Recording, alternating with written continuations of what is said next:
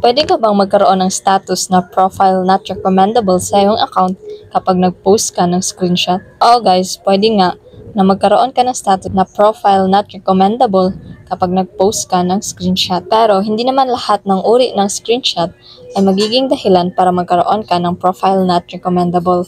So ano yung mga screenshot na hindi mo pwedeng i-post? Yun yung mga screenshot na kinuha mo dito sa Facebook. Katulad na lamang ng mga screenshot mo sa post ng iba ng mga pictures, text, or kahit comments guys. Tapos pinost mo sa iyong account ay pwede kang magkaroon ng profile not recommendable. Madedetect yun ni Meta na meron kang kaparehang post na nauna sa iyo. Dati guys na nag-post ako ng screenshot ng mga pictures at comments ng iba at nagkaroon ako ng profile not recommendable na status.